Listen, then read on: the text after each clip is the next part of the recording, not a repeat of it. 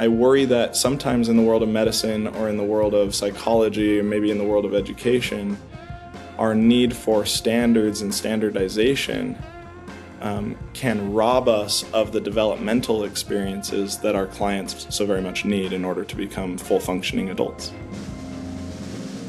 Welcome to the Reframe, where we have real, unfiltered conversations about mental health, parenting, and addiction treatment in a changing world.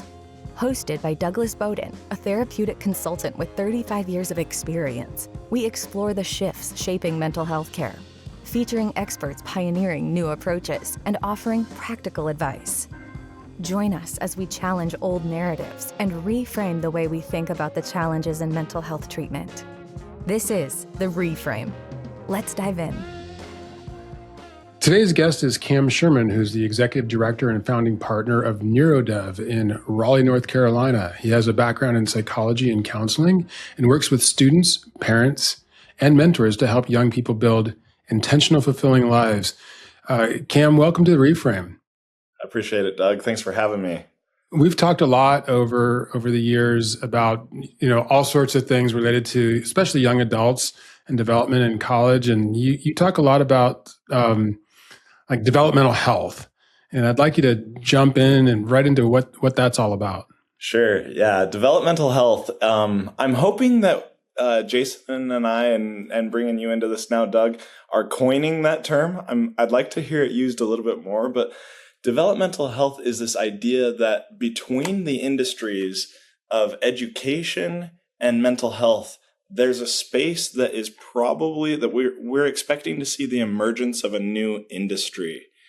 And so developmental health is this reflection on what do people need in order to thrive and in order to become independent, especially focusing on adolescents and young adults. And what we really find people needing is, yes, the education gives them the information that's important. Yes, the mental health is important for well-being. But what we find there's room to focus on is development itself from an experiential perspective.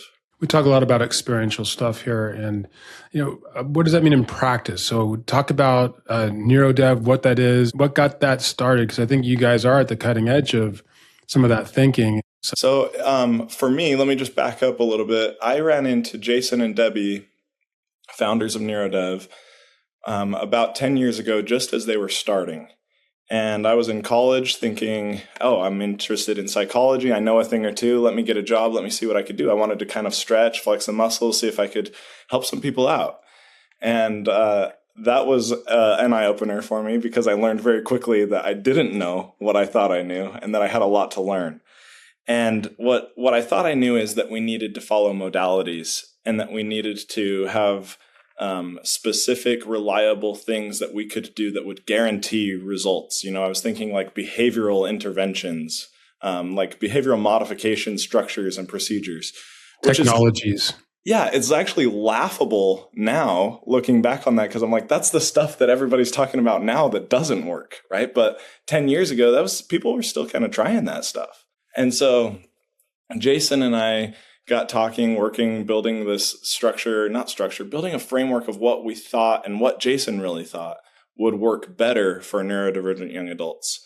So NeuroDev is an environment where neurodivergent young adults come and get experience, intentional developmental mentoring experience, to be able to become more of what they want to become. Usually that's independent, more capable, more aware of the world and themselves, develop their identity. Those are some of the things that we care about there. But Jason's philosophy was that instead of doing treatment, instead of experts putting together a plan and enacting it out on their subjects, I guess I should say, or maybe it would be participants or clients or patients, that the better angle was to mentor them through the experiences that they want to have. And so the philosophy kind of became, let me say it like this. There's this adage everyone knows about, everybody talks about, where you can give someone a fish or you can teach them how to fish. If you give them a fish, you feed them for a day. If you teach them to fish, you feed them for their life, right? Well, Jason's philosophy was that that's just not enough and that there should be a third step. And that third step is you can give someone a fish, you can teach them how to fish, or you can go fishing with them. You can fish beside them. And which one do you think produces a better fisherman, right? And so it's the experience of doing things together with somebody who knows, who's good at it, that helps us learn. And almost anything that I've learned in my own life, I've learned through a mentoring experience better than through any other experience. Yeah, sort of learning how to learn how to fish. Yeah, alongside, exactly. Yeah, nobody got good at it from reading a book. Right. So, but I think that's where the emphasis is, is that everything can be taught. We have so much emphasis on higher education and book learning that the doing has just gotten lost. And we've seen it with our clients, with our it's young people that I know, where they have all sorts of credentialing and book learning, but can't do actual stuff. And I think it's an interesting point that we're at now, where so many things that used to take book learning is being supplanted by what AI can do that's smarter than any of us, present company included. And we don't need to deviate into the trades and all that so much, but it's that physical hands-on that I think it helps people develop and build confidence, yes, but these are going to be more and more critical skills for people to learn and to incorporate into their lives. Yeah, well, it sure looks like that, doesn't it? If we look at like the college and university scene, and where a lot more young people are focusing their attention, building plans for how will I provide for myself, we're seeing a lot of direction going towards trade schools right now. Right. You may be seeing that in California as well. It's an interesting thing, because there's been so much emphasis just from a cultural standpoint, especially in a place like Silicon Valley, California, where we're so crazy about the importance of college, and I don't want to denigrate that, that I don't think it's filtered down. So there you go. It's a sort of a preconceived notion. It's not filtered through to the point that people really value that yet as much as they're going to need to. Yeah. Yeah. We'll get there. Yeah. While we're talking, let me just glance over at some statistics I found about that. Oh, yeah. So even right now, and I think this is a nod to what you're saying, Doug. Right now, we still expect, and research that's been conducted still expects that a 4-year degree will help graduates earn up to $1 million more over the span of their career than if they hadn't graduated, while an associate's degree would do $400,000. So there's definitely still a lot of value. And I'm not trying to say that there's less value in college. I actually think college is an amazing developmental tool, but I think there's obviously still this idea of college is essential for a good career. I just wanted to highlight that I think that people's attitudes and reflections on, well, why is college as an essential thing for a good career might tend to go towards the academics. And obviously for some specialized careers, and for many actually, that's very important. There are techniques and trades that we need to learn, ways of thinking, etc. But I think a lot of the time, the experiences we have through college, how we grew and how we became and how we developed through the college experience is equally important, if not more, to our ability to provide like a little better career or lifestyle for ourselves after college. Well, I know you like to talk about the importance of apprenticeships and mentoring in college, and even flipping that model a little bit from the curriculars to the extracurriculars, and the value of what you're doing in college. Oh, yeah. I think the way to phrase that has been kind of just bouncing around in my head lately is that the extracurriculars are the curriculum. Yeah. And so I think that there are two things, and working with a lot of parents, this is something that I think is just a new idea for a lot of people, is that there are two outcomes of the college experience for young adults. The first outcome is I learned some stuff. I had cognitive development, and college is amazing for that. It challenges us to think and to think in new ways, and it forces us to produce something with those thoughts. And it's really in the producing that those ideas are cemented. And so we have homework and we have essays and we have tests that we take, and we have to produce something with the knowledge that we're acquiring. But what I think is probably understated for most people and most families who are saying, hey, my son or daughter needs to go to college, this is an important next step, is that it's not the acquisition of knowledge that matters most. It's the application of knowledge that matters most for growth.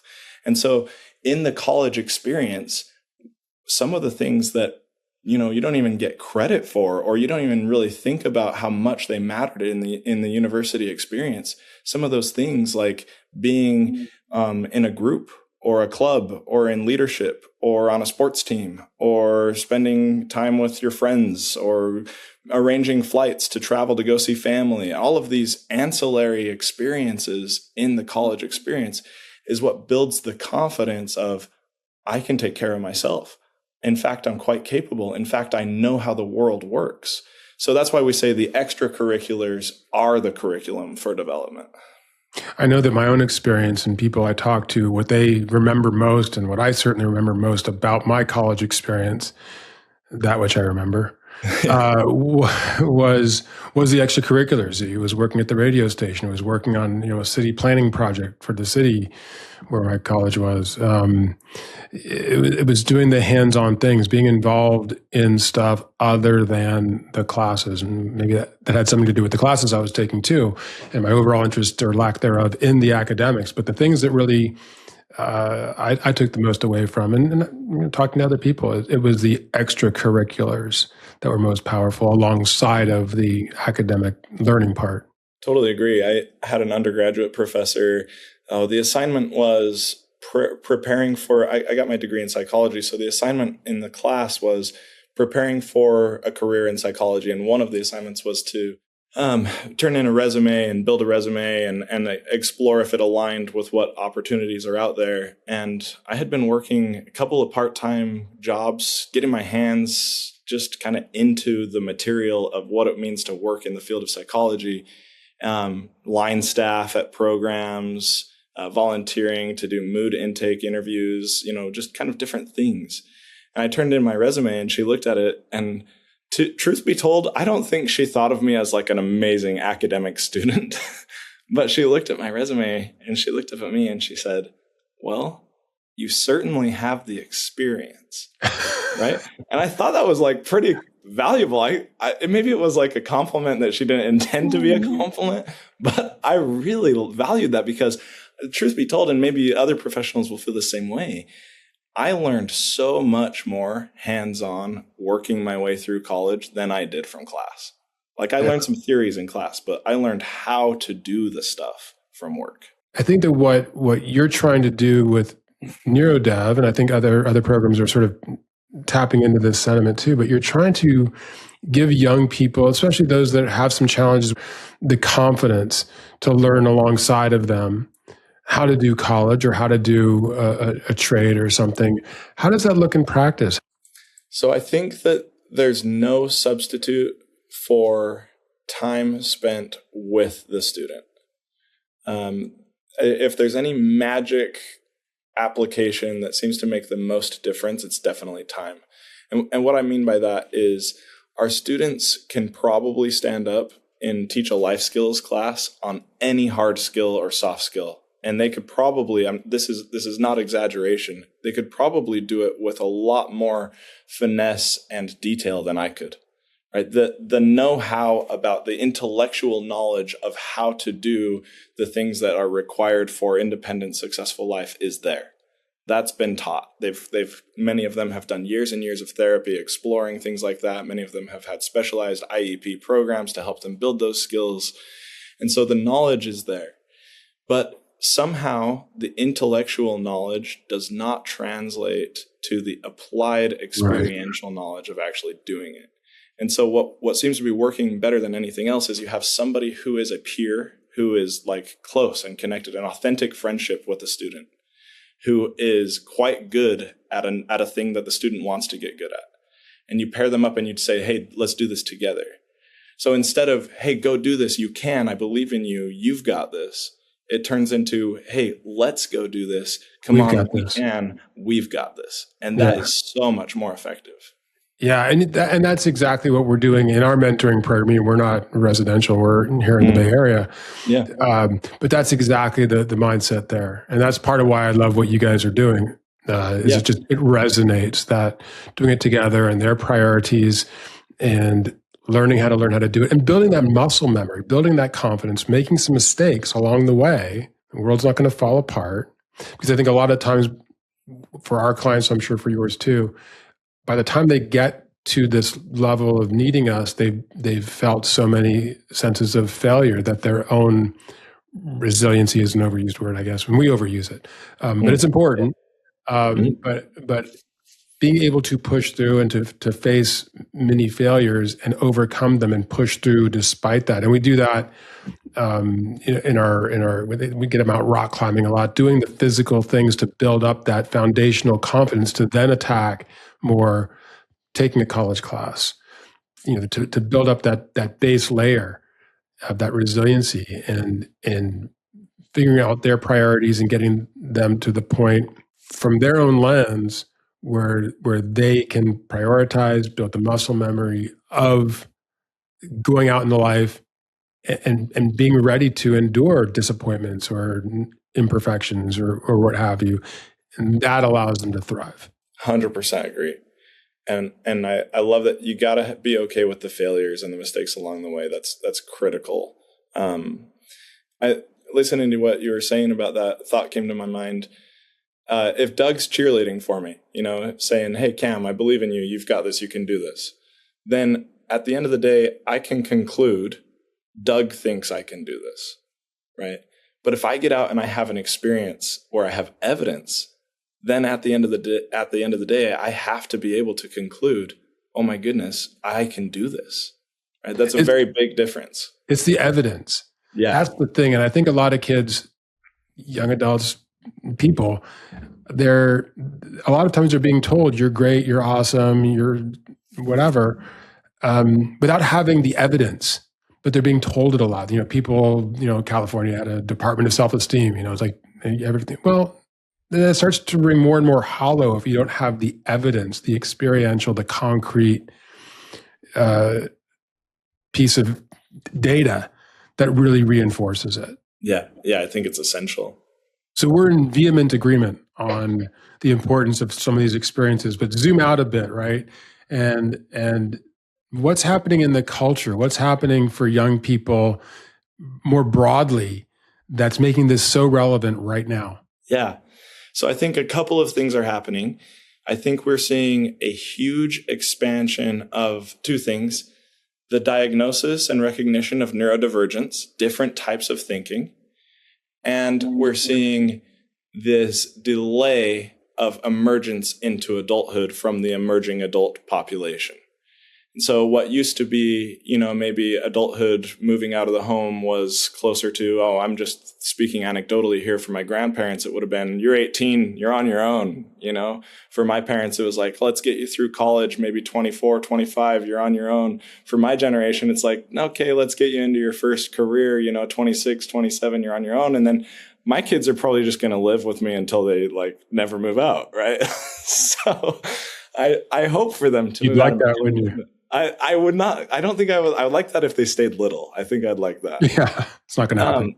But the research shows that that's the case. Right. And even if you look at just the U.S. Census, in 1975, the census measured 4 metrics for what they thought were hallmarks of adulthood. Okay, that's moving out of your parents' home, working full time, being married, and having children. Those 4 things, they thought those are, once you reach these 4 things, you've exited emerging adulthood and you're into adulthood, right?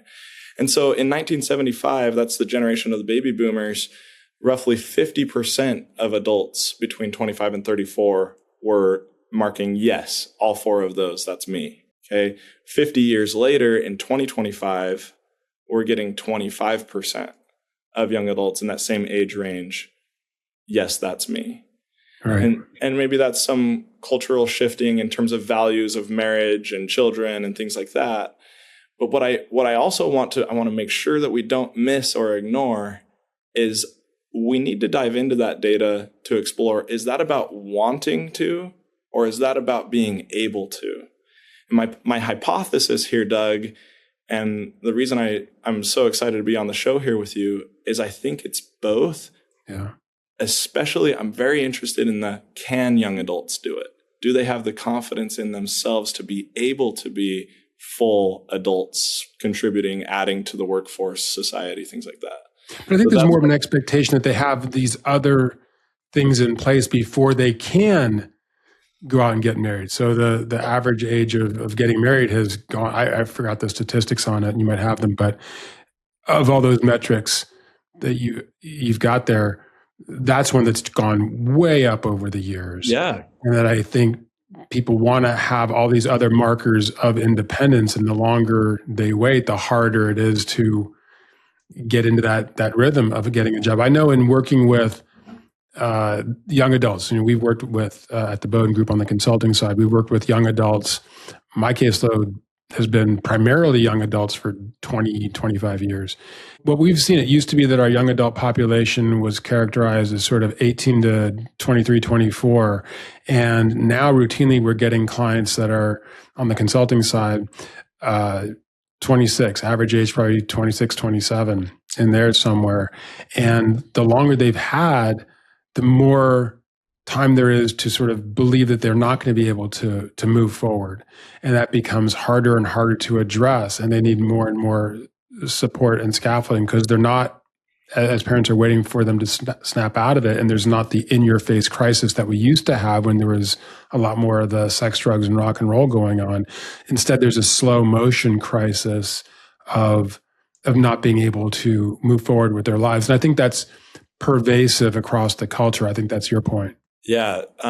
Oftentimes when I'm talking with my students who are finding themselves in that particular predicament of, look, Cam, what you need to understand is I've been struggling over an extended period of time. This isn't just, I hit a wall, I fell down, I need to bounce back. This is, I haven't been able to figure out how to thrive.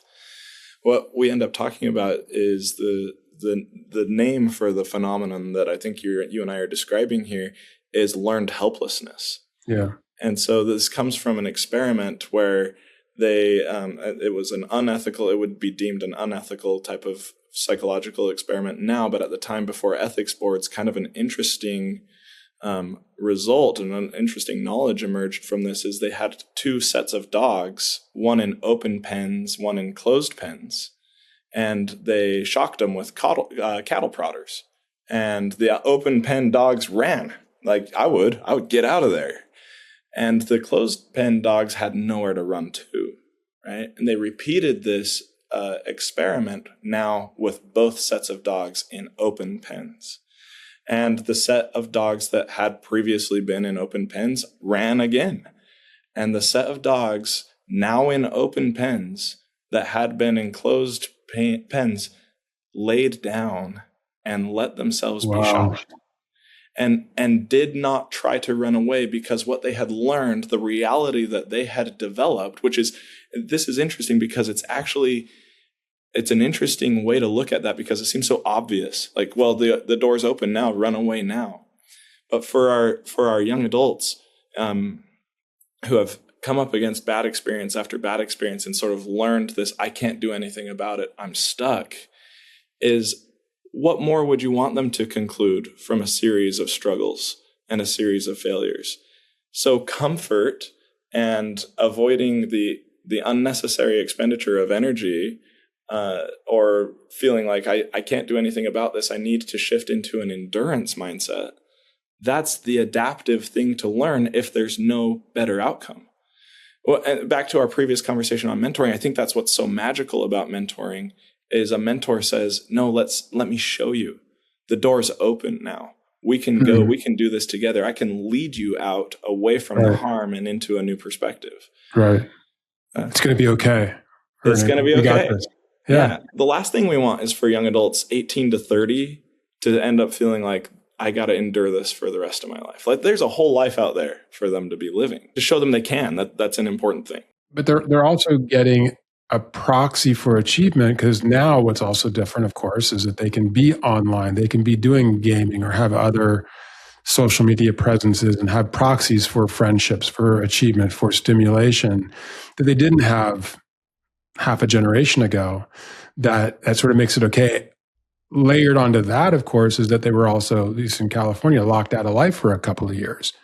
So there was almost this reinforced avoidance that they Yeah, had. And that became a set of habits that we've seen a lot of people just not be able to get out of. You get 2 years of that, and you've lost that muscle memory. You've lost that confidence. You don't know how to do it. You haven't had interpersonal interactions, and they become that much more daunting. Mm-hmm.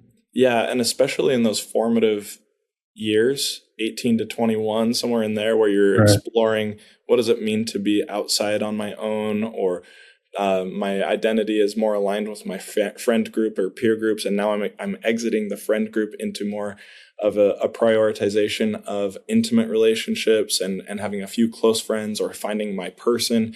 In those developmental stages, COVID really did a number on people.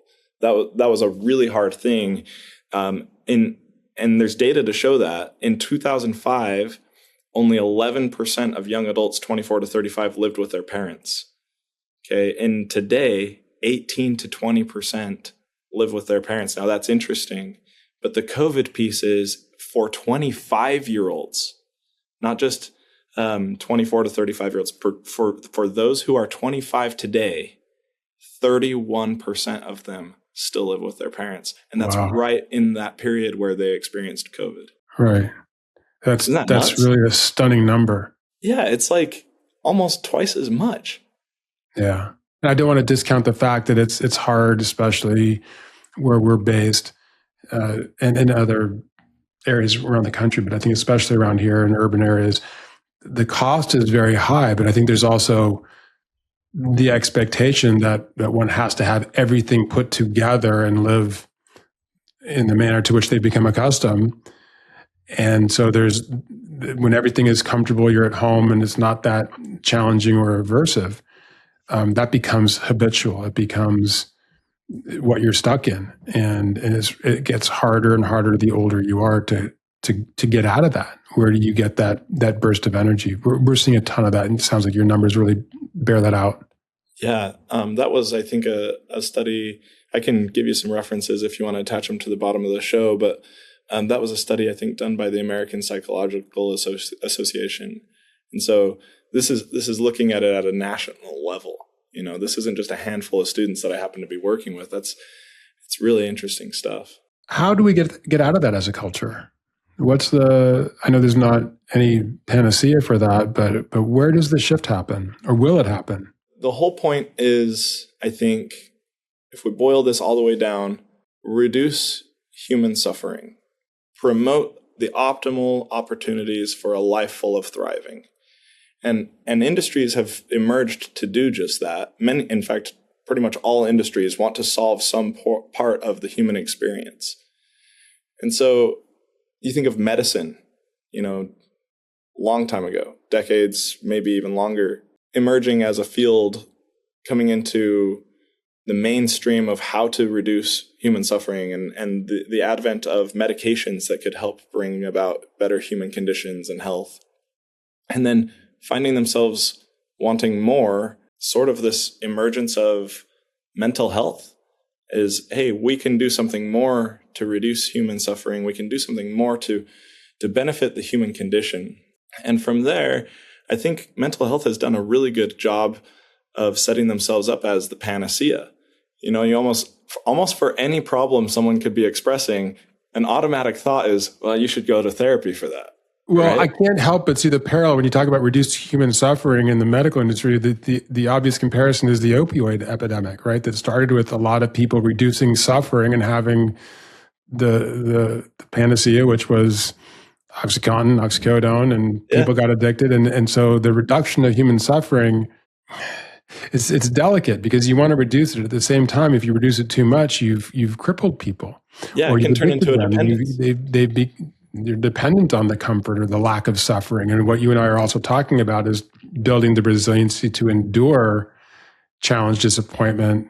And what I think the word suffering has been, sort of broadened so much that a bad day is suffering, or not having enough of A, B, or C is suffering. And that's not true suffering, but that's because we've broadened it so much. The drive towards comfort or lack of suffering is also what can be paralyzing. Yeah. Or addicting in the case of the Sackler family. Yeah, we come to depend on it. I can think of a quote. I wish I could recall who said it, Doug, but it goes like this. It says, "The world of medicine has developed so much that you can hardly find any healthy people left." Right? Yeah. And it's so good for what we're talking about, because it's this next stage of like, okay, we have suffering. How do we identify the problem? How do we find it? How do we fix it? Okay, maybe we need to emerge into mental health. How do we identify more problems? How do we find more problems? How do we fix more problems? Which all of those things are good. And I am not here to rag on medicine or on therapy, Doug. I'm a therapist. And so I'm very much for these things. I'm just still curious, what can we do even more? And that's why I tend to lean towards, okay, let's forget about the tool that we're trying to develop that solves these things. Let's look at the need. What is the human need? And almost in every case in therapy, and in some of the things that we've been talking about growing into independence, almost in every case, there's some developmental component of we need to become something just a little bit more than we are right now. We need to grow into our next version of ourselves.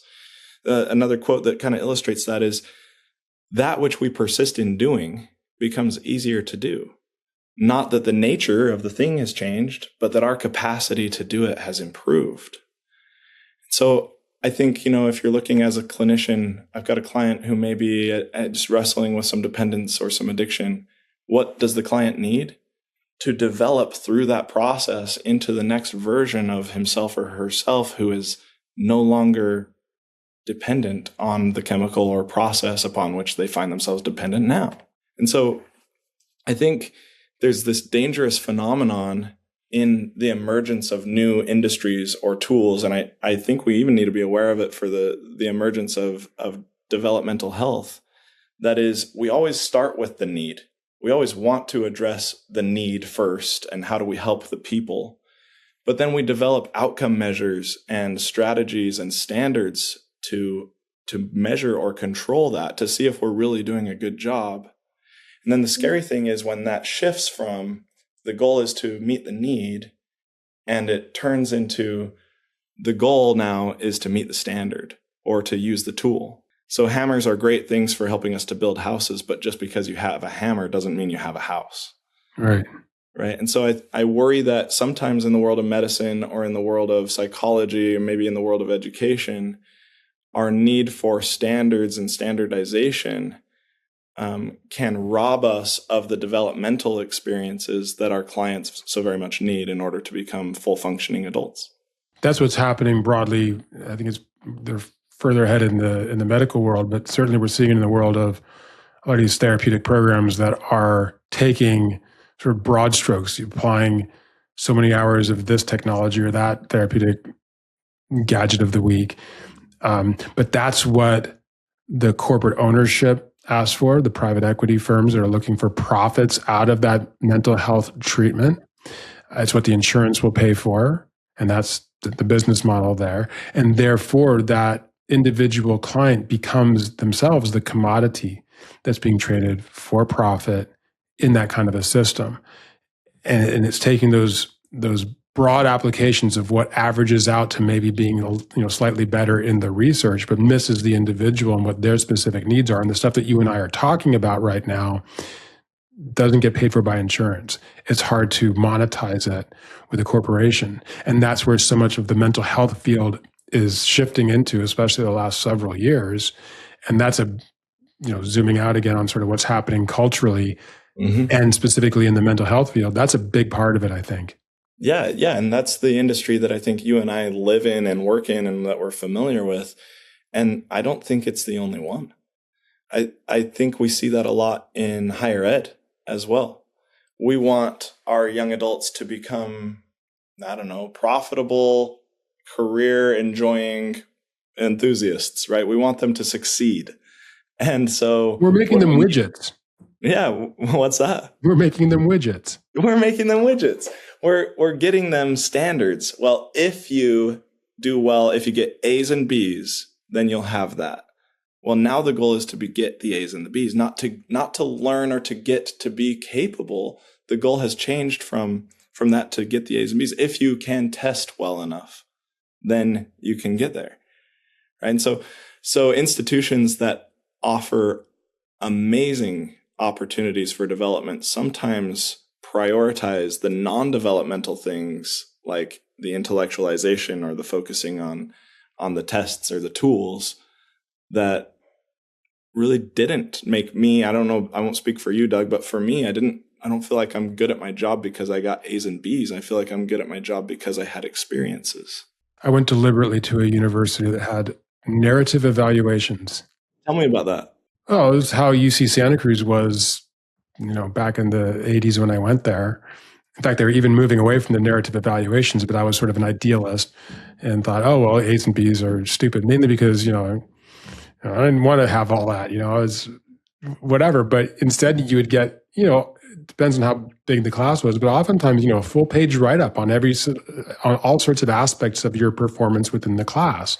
And I loved it conceptually. I thought it was a great way of doing things. I think they've moved away from it in years since, but I thought at the time that was a great way of personalizing it and making it more than just the letter grade.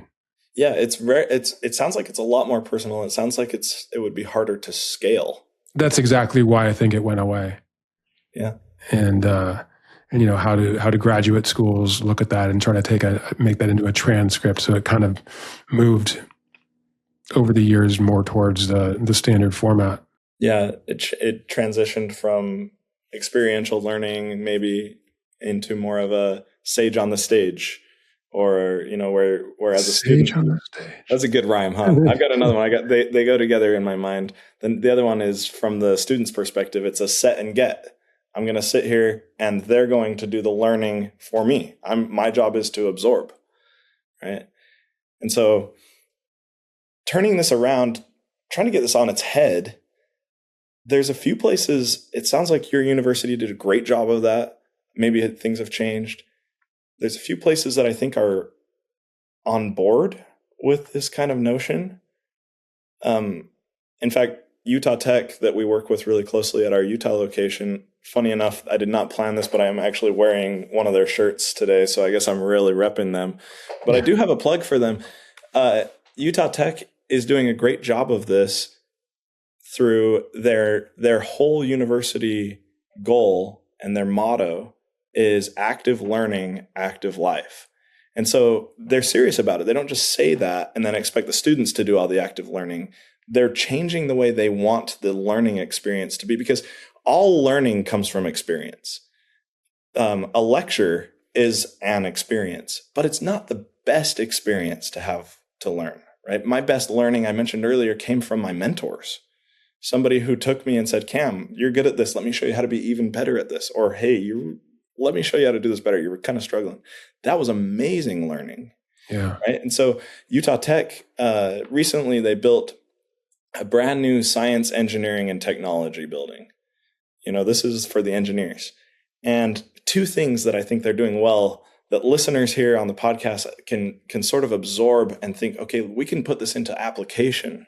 The first thing is they built more labs than lecture halls. New building, almost every classroom was a lab. There was hardly any just sit and desk space. Everything was functional. Very cool. The second thing that they did was they had their advanced mechatronics classes as the first. Mechatronics, yeah. They're building robots. Still don't know what that is. Yeah, it was an engineering class their students could take to build a robot and to have it perform a function. And so it's a pretty advanced class. It's normally, in most universities, a higher level class.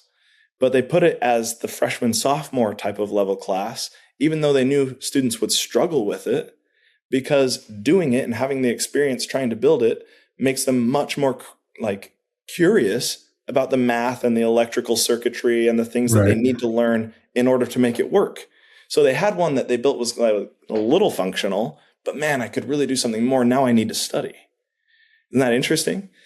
So I think the active learning part is that's new for them. I hope that it spreads. I want other universities to get good at active learning. What can other professionals in the community, other therapeutic programs out there, transitional living type programs bring to the table with this mindset immediately? What's the call to action for them? The call to action is whenever you're learning something new, there's always unlearning involved. And that's an important bit. So the first thing I would want people in our industry to unlearn is intellectualization. Intellectualization does not solve hard problems. And if our students are up against something hard, intellectualizing with them transitions it from a hard problem and tries to make it into a complex problem instead, so that we can solve it intellectually, because that's really great. Our brains are good at demystifying complex things. And we can do that in the comfort of our office and sitting down, and that's all nice. But it doesn't make the hard thing to do any easier. It just gives us a better understanding. And so if we can unlearn the process of, hey, let's get in there and intellectualize it, we can just say, hey, let's skip some of that and let's roll up our sleeves and go out and do it's much harder this way. Let's go out and do the hard work of getting the experience you need in order to develop. I went to therapy as an undergraduate student. My therapist was brilliant. Phil Winch in St. George, Utah, really great guy.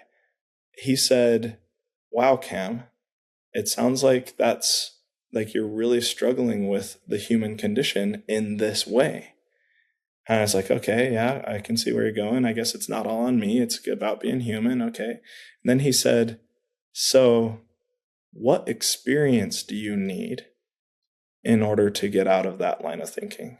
And that gave me so much clarity, because what I had been doing was intellectualizing. I had been thinking, how do I solve this? It's in my head. And what he said was, how do you get out in the real world? This is about being human. You're not going to solve this in your head. You're going to solve this out in life. That would be the unlearning. Then after industry professionals in our field unlearn to prioritize the intellectualization of everything, after we can get back to, okay, experience, what I'd like for them to learn is that it's okay to throw away the rule books in favor of what's effective. So we're curious. We're trying new things. We're getting as curious as we can, I already said trying new things, but we're not favoring tried and true modalities. We're experimenting with what does and doesn't work. We of course want to do that ethically, and we of course want to build a foundation. No cattle prods. Yeah, we want to have things founded upon scientifically and empirically validated things. That's good. But within the realm of what's effective, we want to explore the old way of doing things is not the new way of doing things. What is more effective? So our biggest loyalty needs to be loyalty to results, not loyalty to a school of thought or to a way of doing things or to a business policy or an industry standard, but to what is effective. One of the things you and I have talked about over the years is parents, and that to do your work, and for any program out there or therapies that are trying to help young people. This is true for our mentoring program too, to help young people have these experiences. It also takes the parents on the other end sort of bolstering that and expecting that they're going to carry forward. And I think a lot of the times what we encounter, and I think you do too, is parents who have a lower tolerance level for their child's distress at the failure or at what it takes to persevere. And can you speak to the parent side of this for a minute? Yeah, and who can blame them, really? Because take a look at our typical, we call them students, you might call them clients. Our typical audience is somebody who's had a really hard time, right? And so in some ways they may be vulnerable, and in some ways they may be somewhat fragile. And so the natural thing to do for someone who loves somebody is to protect them or to reach in to help. And nobody wants to see their own kid having a bad time. And so you can start with empathizing with the parent situation, because it's real. These are parents who they catch a lot of flack for being helicopter parents or snowplow parents, because They are, but they've also had to be in some circumstances, right? This was about survival for my kid, and I had to plow the street. And so that's probably effective at some junctions of their kid's development. And where their kid is in treatment getting support, or in a developmental experience like ours getting support, I think parents can take a new perspective. This is no longer effective.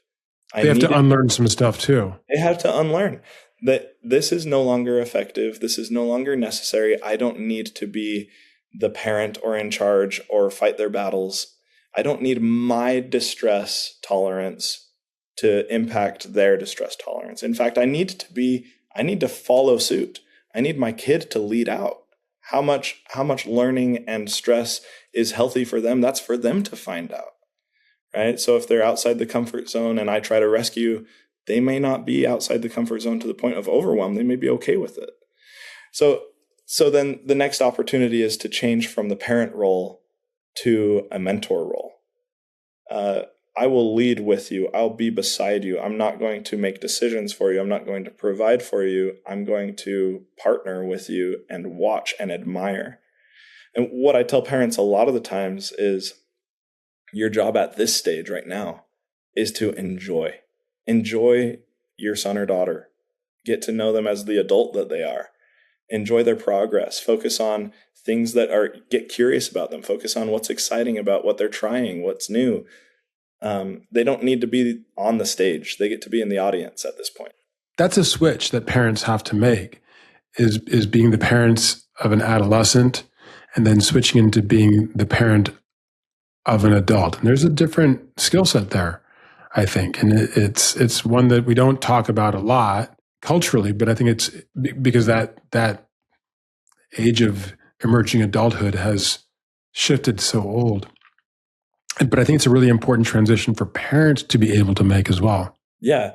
And expecting your kid to develop in a system where all other parts are anchored down and not developing and changing, now that's a big ask. So the idea that I think is helpful to parents is that if we are here expecting our young adult or even our adolescent to make a lot of growth, change, development, and all other parts of their system are tied down, that doesn't give them a lot of room to grow and change. But if we can adjust the whole family system, and I as a parent would be flexible to adjust my dynamic out of the parent role into the mentor role, thinking, okay, how can I show up differently? I think that gives them a lot more latitude on, I can explore who I am. What kinds of things do I want to become? My parents believe in me. They're not leading out. They're telling me, we're going to sit back a little bit and let you figure it out. It might involve some struggle, but you can do this. Now I can see I get to create my own future. That's a really important thing for parents to be able to do for their kids. But they're inadvertently often sending the opposite message when they're continuing the snowplow role as the parents of an adolescent into the individual's adulthood. It's sending the message that we don't believe in you. We don't think you can do it without our ongoing snowplowery. Yeah, Stephen Covey talks about that in his book, 7 Habits of Highly Effective People. He says he was that way as a parent. He had a kid growing up and they tried to protect or help or support or lots of extra coaching. And they realized that they had accidentally planted this idea in their kid's mind, like, oh, my parents don't believe in me. They feel like they need to be in charge. So he says he adjusted and pulled back and that his kid started to thrive. And I don't know that that's a causal relationship all the time, but I do believe that it often causes problems to continue to be in the driver's seat. And I totally get it from where their parents are coming from, because it's out of fear and it's out of an abundance of information out there of where things can go badly. One of the great pleasures that we have in our mentoring program, and I know you see it in yours too, is helping the parents, as they start to see their child, their young adult child, make these strides and start building these confidences, they're also able to relax and start to trust their kid in ways they haven't been able to either in a long time or ever. And it's incremental for them, just as the building is incremental for their young adult child. And that's really an amazing part of what we get to watch. Yeah, what a payday for them too. Absolutely. To not have to be the one in charge, to see my son or daughter's succeeding, and they're succeeding without me. Well, now you hit on an interesting subject, because there's a part that goes on that I think there are some parents, and I see this instinct in myself too, that we want to be needed. We want to have that relevance and that meaning. And if it's always been in our kids at some level, we have to be conscious of, what am I getting out of being that snow plow parent, or being overly involved in our adult child's life in a way that might be giving us a whole lot of meaning and purpose, but is depriving them of their right to move on and be that adult independent of us. Yeah. Yeah, I could see that. It's I think really natural. And if the goal is my satisfaction as a parent, then that's a path towards that goal. But if the goal is my son or daughter's thriving, then our goal can change to help me learn to enjoy them. Help me learn to put the ball in their court. Let's watch them struggle a little bit. Let's see if they can develop. And ultimately, I think that supersedes the need to be important for parents. Is like, okay, my kids actually are doing really well. In my mind, that's a bigger payday. And the parents have to trust that we're going to get there. Yeah, which is, I'm sure, excruciating. It's excruciating. Ken, this has been great. I knew it would be. It's great to see you. Thank you for being on the Reframe. I really appreciate it. I love the Reframe. Love what you're doing here, Doug. Thanks for having me. Thank you for tuning in to this episode of The Reframe. Follow the show wherever you listen to podcasts so you'll never miss an episode. Please share this episode with your friends, colleagues, innovators in the industry, and anyone you feel would benefit from listening. To learn more about the Bowdoin Group and Bowdoin Mentoring and find additional resources, connect with us at www.thebowdoingroup.com.